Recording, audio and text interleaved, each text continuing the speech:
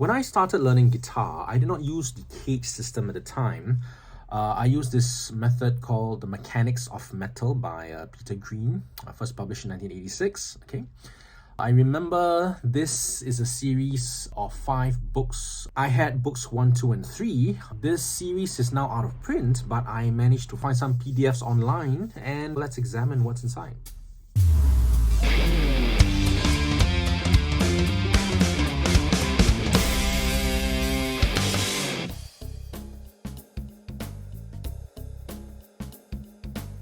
Right, so this is the Mechanics of Metal series. Okay, this is the cover and the back page.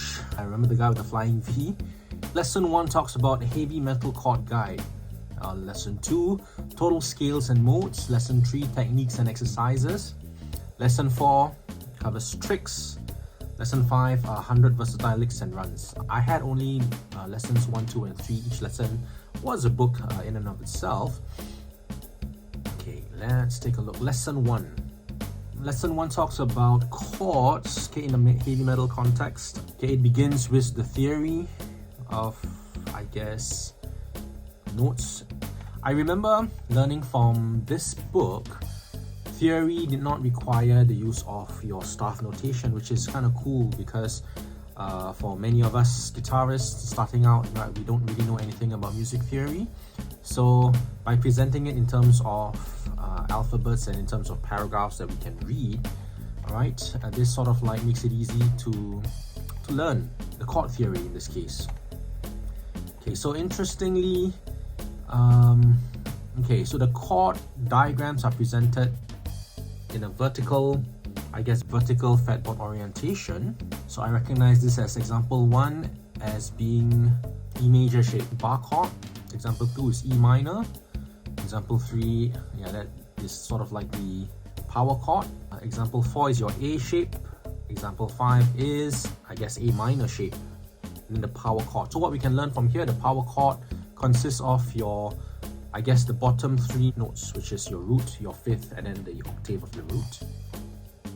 Okay, let's without going into too much detail. Okay, in this case, this is the C-shaped chord in the open position, G-shaped chord, right? And I remember in the 90s, we used a lot of G shape with this double note at the 1st and 2nd strings on the 3rd fret. We call it a more than words chord. Okay, E shape.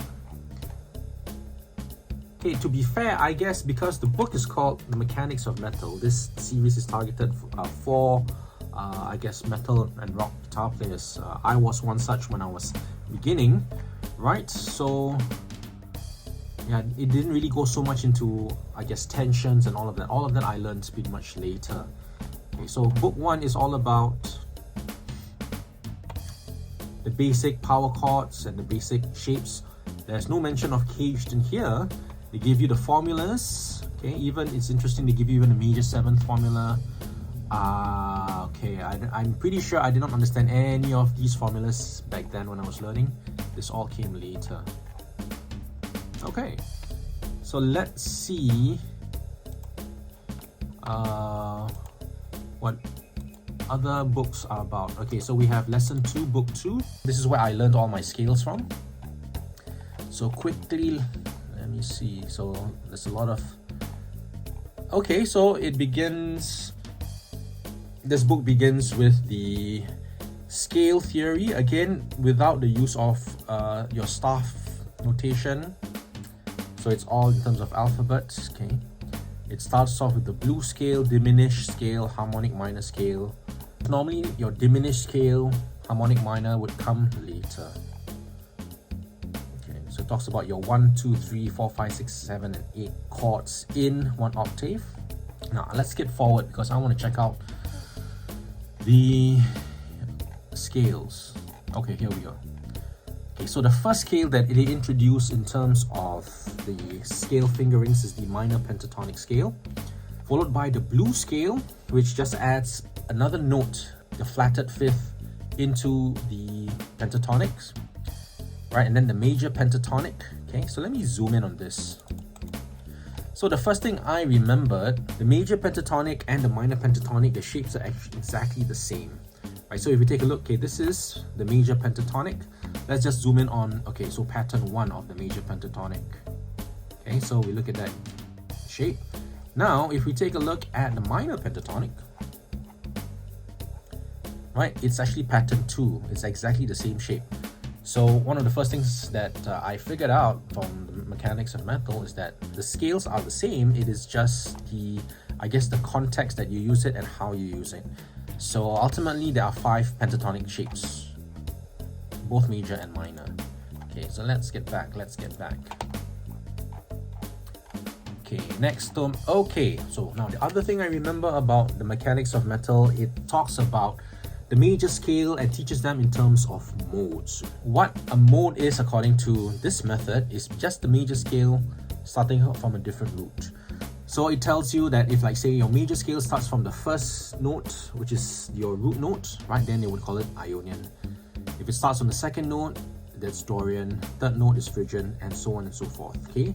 However, as I didn't know better at the time, I thought that was what modes were, but later on, it's only when I went to college that I realized that, yes, that's modes in the context of a scale. But how you use modes actually has more to do with the chords behind it, okay? Hopefully we'll start another series on modes, right? But right now, I just want to talk about the mechanics of metal and how they cover this. Okay, so they teach it in terms of modes. So the Ionian mode is the major scale. So looking at this, okay, again, let's zoom in. Okay, so what do we have? We have 5 scale patterns.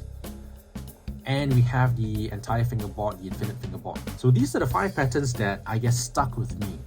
And what I learned, one of the first things I learned was that you can actually fit the minor and the major pentatonic shapes within these 5 patterns. And this 5 patterns, 5 is the magic number. Eventually, I came to the conclusion wrongly that these 5 shapes were your cage shapes that you can actually put your chords, your CAGED chords inside, okay? I'm not sure whether that's actually correct now, but I have a feeling that maybe the cage scale shapes may have evolved into these 5, or these 5 has always been there. I don't know, okay? But that's what this whole video is hoping to achieve, to accomplish. Okay, so the Ionian mode, and then you had your Dorian mode, and then your Phrygian mode, okay? The next thing I realized that all of these 5 scale patterns, again, were exactly the same. It's just the context. So again, let's zoom in on the Ionian mode.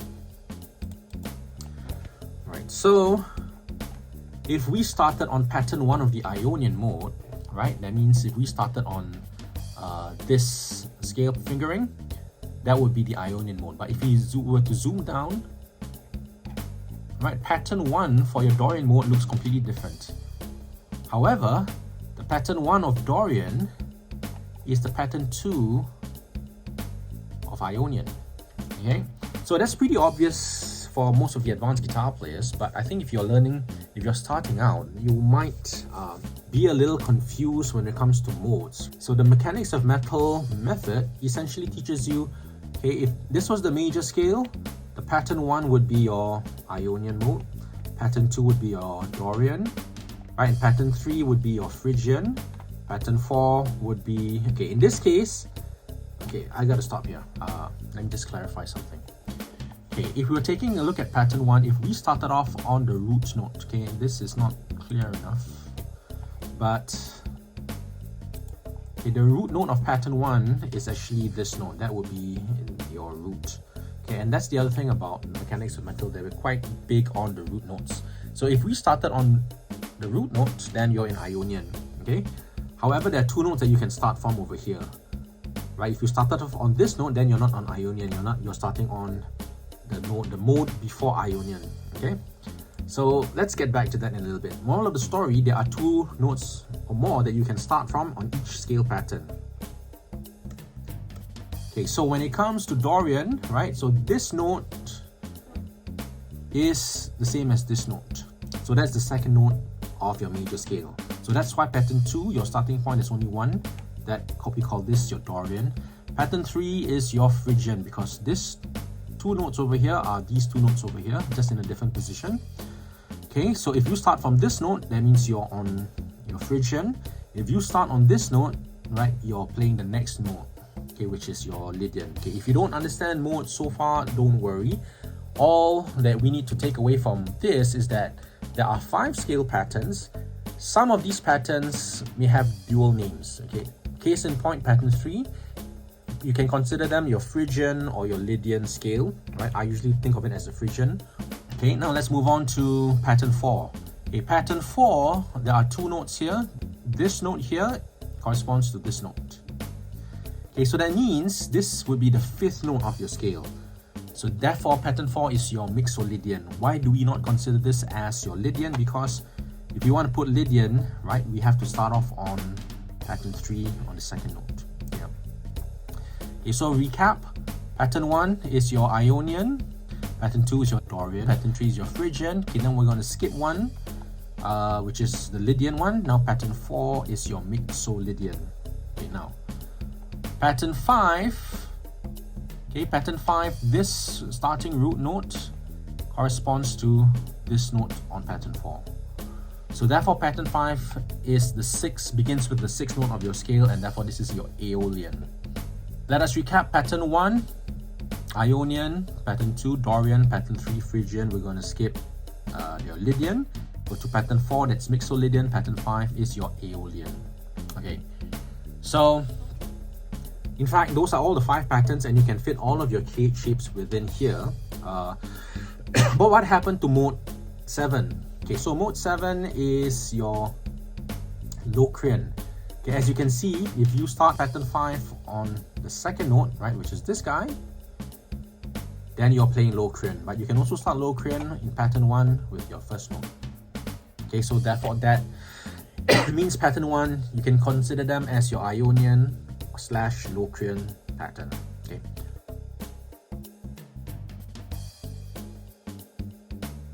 On page 24, now it talks about this thing called the extended Ionian mode. Okay, so basically this extended Ionian scale or modes are your 3 note per string patterns. Okay, let us zoom in again on this. One more time. Okay, so clearly we can see 3 notes per string. As there are 7 notes in one, I guess, major scale, so there are 7 3 note per string patterns. So patterns 1 to 7. Okay, so the way that Mechanics of Metal taught extended or 3 note per string scales is similarly using the modes approach. Okay, so that means pattern 1 is your Ionian, right? Pattern 2 of Ionian is your pattern 1 of Dorian.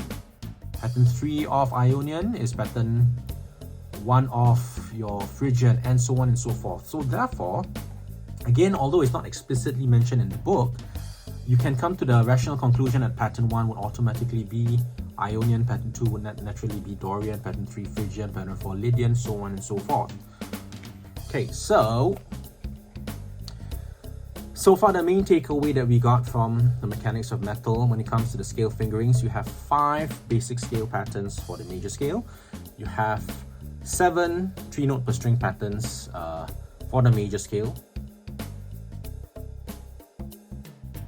The harmonic minor scale. Okay, so let's zoom in on the harmonic minor. Okay, one thing I remember about the harmonic minor scale that was taught using the Mechanics of Metal series, what I didn't like about that is that there are certain, I guess, scale fingering patterns that contain 4 notes per string, and then there are certain scales that contain only 2 notes, right? And I've always found that inconsistent and always messes with your learning. I came up with my own system, which I'll cover in a future video, how to address the harmonic minor scale. But I think learning using this approach, if you have a different, I guess, fingering system with 2 and 3 and sometimes even 4 notes, it's hard for you to relate everything back to the major scale. And I think that is the main problem of learning other scales. Okay, so harmonic minor, and okay, one other interesting thing about how they taught harmonic minor in the Mechanics of Metal is that, okay, it tells you it's used by guitarists like Ritchie Blackmore, Malmsteen, late Randy Rhoads, okay?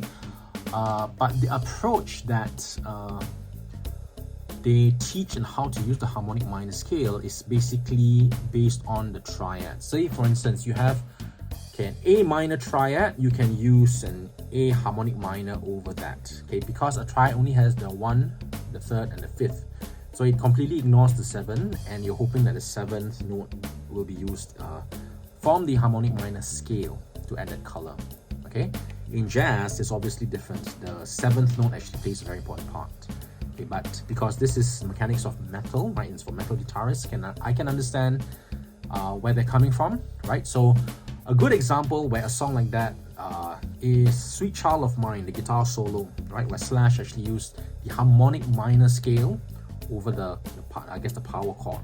Okay, if it had been a 7th or minor 7th chord, then you probably hear some clashing in notes. But because we're just focusing on 3-note chords, right, like rockers and metal players like we are, then it wouldn't matter.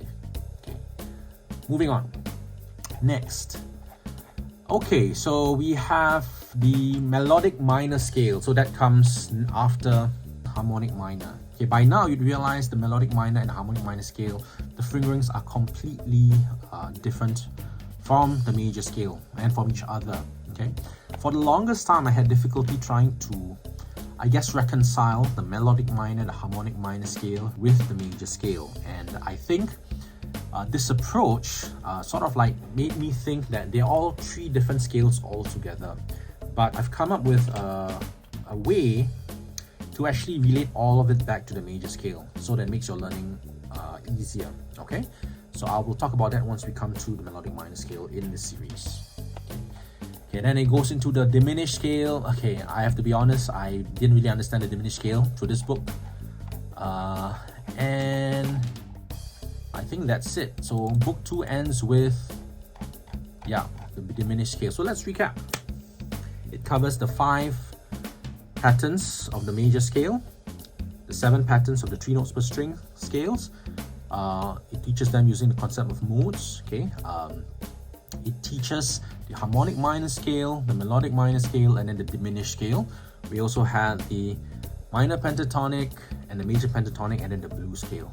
The only problem that I find, okay, in retrospect, I mean, this is after like 20 plus years revisiting this book, it doesn't teach you the relationship between all. Think of the minor pentatonic as being the same scale as the minor scale, but with certain notes omitted, right? And I like to think of them as related, okay, like a light version. Yeah, so that's, I think, the limitation of the mechanics of metal. We'll skip book 3 because book 3 just talks about the tricks that you can use, right, with your whammy bars and all that. I will include a link in the description where you can actually check out some of these books. Okay, they're out of print, but I think God bless those guys who actually printed it into PDF and uploaded it. Okay.